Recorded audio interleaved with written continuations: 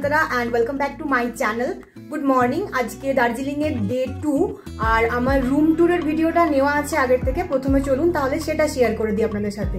এই সিঁড়িটা দিয়ে উঠেই আমাদের হোটেলে চলে যেতে হবে। উঠে এসে এই দিকে সিঁড়িগুলো দিয়ে উঠে গেলেই আপনারা ধাক্কা খাবেন সোজা হোটেলে। তো আপনাদের এই সিঁড়িটা দিয়ে ওঠার আগে একটা ল্যান্ডমার্ক আমি দেখিয়ে দিচ্ছি, সেটা হলো স্যান্ডারলিন রেসিডেন্সি।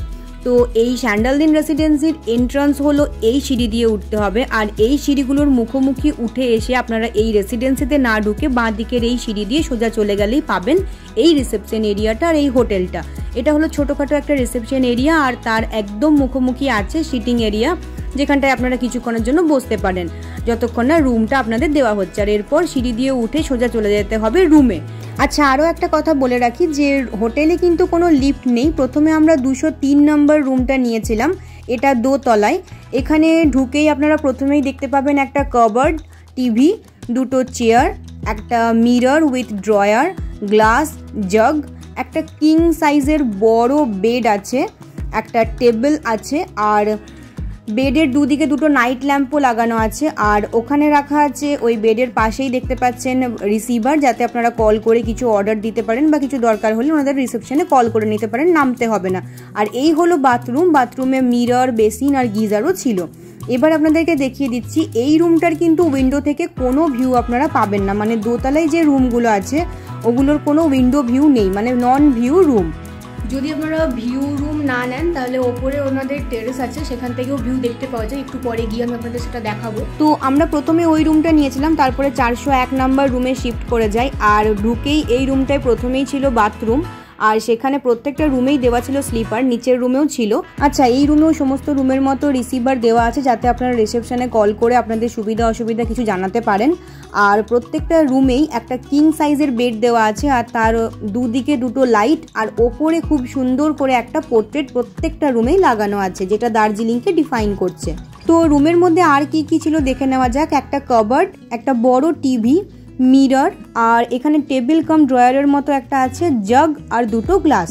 এবার তাহলে চলুন আপনাদের উইন্ডো ভিউটা দেখিয়ে দিই। তো আমরা নিয়েছিলাম 401 নাম্বার রুম। এই রুমের ভিউটা তো অপূর্ব সুন্দরী, আর তাছাড়াও এই রুম থেকেই কাঞ্চনজঙ্ঘা দেখতে পাওয়া যায়, যদিও আমাদের ভাগ্য সহায় হয়নি। তো এই যে জায়গাটা দেখছেন এটাই হলো কাঞ্চনজঙ্ঘা রেঞ্জ। আমাদের মতো যদি ভাগ্য খারাপ না থাকে, কাঞ্চনজঙ্ঘা যদি ভিজিবল হয়, সেক্ষেত্রে আপনারা রুমে বসেই কাঞ্চনজঙ্ঘা ভিউ পেয়ে যাবেন।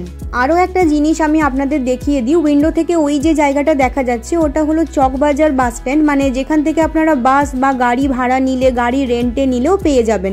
একটু জুম করে আমি দেখিয়ে দিচ্ছি, সেক্ষেত্রে আপনাদের বুঝতে সুবিধা হবে। গাড়িগুলো স্পষ্ট ভিজিবল, মানে আপনারা বুঝতেই পারছেন যে এই হোটেল থেকে গাড়ির স্ট্যান্ডটাও অনেকটাই কাছে। আশা করছি রুমটা আপনাদের ভালো লেগেছে, আর রুম থেকে ভিউটাও অসাধারণ। কাঞ্চনজঙ্ঘা থাকলে সেটাও অবশ্যই দেখতে পাবেন, আর এখানে টেরেস থেকেও খুব ভালো ভিউ পাওয়া যায়, সেটাও আপনাদের সাথে শেয়ার করব। অলমোস্ট ভিউ রুম থেকে একই রকম, নন ভিউ রুম নিলে আপনারা টেরেস থেকেও ভিউ পেয়ে যাবেন। এবারে চলুন আপনাদের হোটেলের ছাদ থেকে ঘুরিয়ে আনি। আর ছাদে উঠতে উঠতে আপনাদের চুপি চুপি একটা কথা বলে রাখি, আমরা যেহেতু দার্জিলিং অফ সিজনে গিয়েছিলাম আর আমরা হোটেলে গিয়ে বুক করেছিলাম, অনলাইনে নয়, সেক্ষেত্রে আমরা গিয়ে ওখানে কিছুটা রিকোয়েস্ট করায় প্রাইসেস রুমের কমেছিল, তাই আপনারাও এটা ট্রাই করতে পারেন। আর ওনাদের ছাদেও একটা রেস্টুরেন্ট আছে, আমরা যেহেতু সকাল সকাল গিয়েছিলাম তাই সেই মুহূর্তে ওটা বন্ধ ছিল।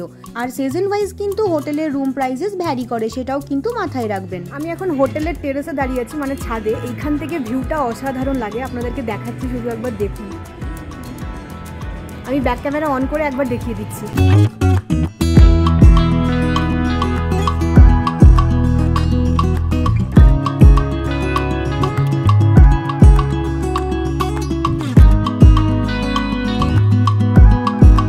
আর যদি হোটেলের রিভিউ জিজ্ঞেস করেন, সেক্ষেত্রে বলবো হোটেলের রিভিউ খুবই ভালো, কারণ এখানে 24 আওয়ার্স হট ওয়াটারের ব্যবস্থা আছে। ইভেন আমরা ঘুম থেকে উঠে সকালেও দেখলাম ওনাদের গিজারটা নিচে থেকে চালানো থাকে, তো হোল নাইট চালানো ছিল, সকালে উঠেও আমরা হট ওয়াটার পেয়েছি।